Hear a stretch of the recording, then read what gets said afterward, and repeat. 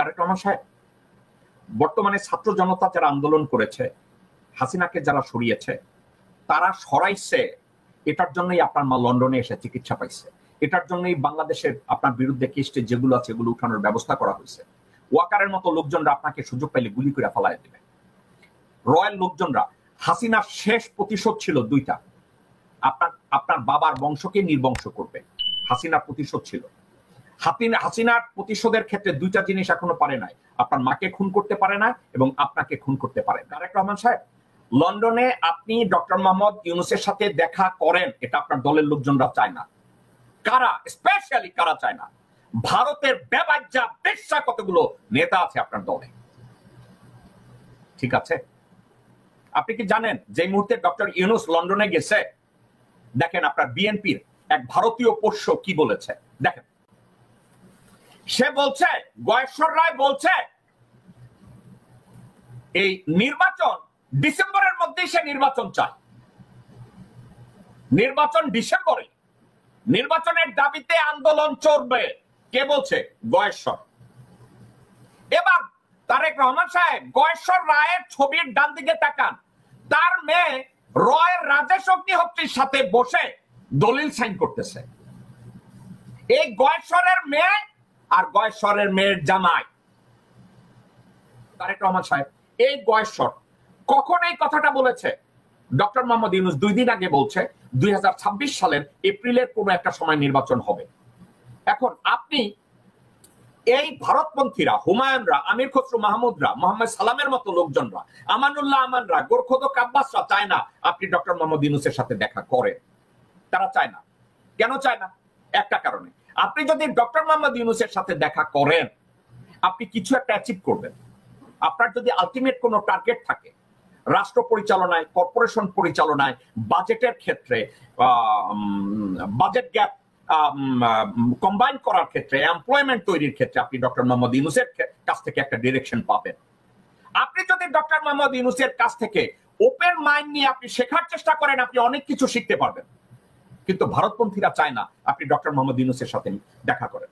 আপনি যদি ডক্টর মোহাম্মদ ইউনূসের সাথে দেখা করেন, you may have a different idea. You may have a different idea.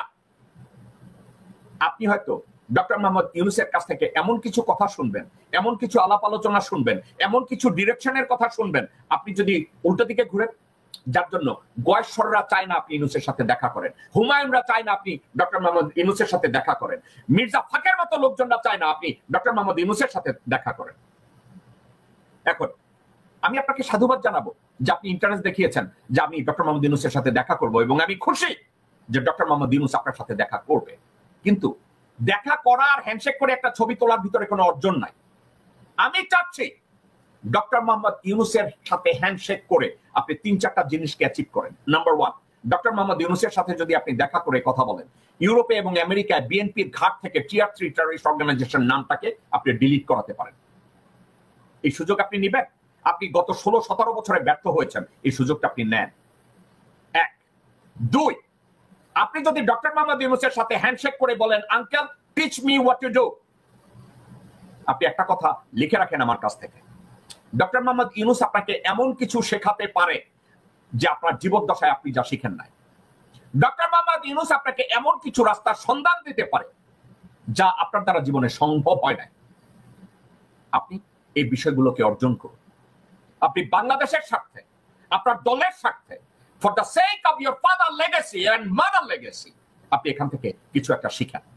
আপনি যদি এখান থেকে শেখা একটা আগ্রহ প্রকাশ করেন, doctor Mohammad Yunus can become your house tutor, he can become your পথ প্রদর্শক। ডক্টর মোহাম্মদ ইউনূস আপনাকে এমন একটা ডিরেকশন দিতে পারে যে উনি যতক্ষণ নির্বাচন না দিবেন ততক্ষণ পুরা ইউরোপ আপনাকে উনি ঘুরায় ফিরিয়ে নিয়ে আসতে পারে, আপনাকে অভিজ্ঞতা সঞ্চয় করাতে পারে, আপনাকে ডিপ্লোমেসি শিখাতে পারে, দেশ গড়ায় আপনি কি করতে পারেন এক্ষেত্রে আপনাকে ডিরেকশন দিতে পারে। আমি কি আশা করি আপনি এই কাজটা করবেন? ওয়েল, এটা আমার আশা। Until you met doctor Mohammad Yunus, আমি এটা নিয়ে কমেন্ট করবো না যে আপনি এটা পারবেন না অথবা আপনি এটা পারবেন। আপনার জায়গায় অন্য যে কোনো জ্ঞানী মানুষ হলে তারা এই কাজটা করবে। আপনি তো আপনার দলটাকে টেকাতে চান, তারেক রহমান সাহেব টেকাতে চান না? যতক্ষণ পর্যন্ত ইউরোপ এবং আমেরিকায় আপনার দলকে টিয়ার 3 টেররিস্ট অর্গানাইজেশন করে, ততক্ষণ পর্যন্ত আপনার ব্যর্থতা লেগে থাকবে। আপনি আমেরিকায় কতগুলো রিকশাওয়ালাকে আপনার দলের, ওই যে আপনার ম্যাকডোনাল্ডস এর ফ্লোর ঝাড়ু দেওয়া আনোয়ার হোসেন খোকন নামের একটা জানোয়ার আছে যে 2 টাকা ঘুষ খায় একটা কমিটি দেওয়ার জন্য, সালাউদ্দিনের মতো একটা গাবুর রয়ের দালালি করে, এদের কাছ থেকে আপনার শেখার কিছু নাই।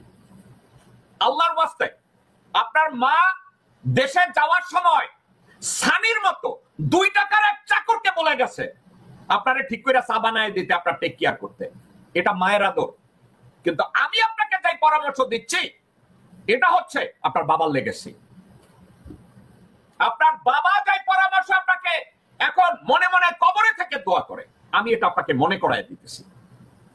আপনাকে মনে করায় দেই, ডক্টর মোহাম্মদ ইউনূসকে যদি আপনি ওপেন মাইন্ড নিয়ে তার সামনে শেখার আগ্রহ প্রকাশ করেন, you will become the winner, you will become the champion of Bangladesh. আপনি শুধু ডক্টর মোহাম্মদ ইউনূসকে হাত ধরে বলে ফেলেন যে আঙ্কেল আই এম হিয়ার, আমি আপনার প্রত্যেকটা কাজে সহযোগিতা করব, আমি তারেক রহমান করব। আপনি শুধু এটা করেন। এটা যদি আপনি করতে পারেন, আপনার দল উপকৃত হবে, আমার দেশ উপকৃত হবে, আমার দেশের জুডিশিয়ারি উপকৃত হবে, আমার দেশের প্রত্যেকটা সেক্টর উপকৃত হবে। আপনি শুধু এই কাজটা করেন। গয়েশ্বর রায়ের মতো লোকজনরা আপনার দলের বেঈমান, গোরখদক আব্বাসরা আমার দেশের বেঈমান, আপনার দলের জন্য শত্রু, আপনার জন্য অভিশাপ। আব্দুল আউয়াল মিন্টুর মতো কুত্তার বাচ্চারা কোন দলের অ্যাসেট না, এরা বার্ডেন। রুমিন্না কুমিন ফারহানা, সামাও বায়েদ, মোহাম্মদ সালাম, এরা দলের জন্য অভিশাপ। এদেরকে লাথি মেরে দল থেকে বের করে দেয়। ইশরাকের মতো টোকাইকে রমনা পার্ক সাফাই করতে পারেন কোন মেয়র না। এ বিষয়ে আলোচনা পরে করি। আপনার জন্য আজকে শোয়ের মাধ্যমে আমার শেষ উপদেশ, ডক্টর মোহাম্মদ ইউনূসের সাথে দেখা করা it's a life time opportunity. জীবনের একটা শ্রেষ্ঠ সুযোগ আপনার সামনে যাচ্ছে। এই সুযোগটাকে গ্রহণ করুন এবং এই সুযোগটাকে কাজে লাগান। এই সুযোগটাকে যদি আপনি কাজে লাগাতে সমর্থ হন, একদিন বাংলাদেশের 18 থেকে 20 কোটি মানুষ আপনাকে দেশনায়ক বলবে। আপনি হবেন জিয়ার যোগ্য উত্তরসূরি।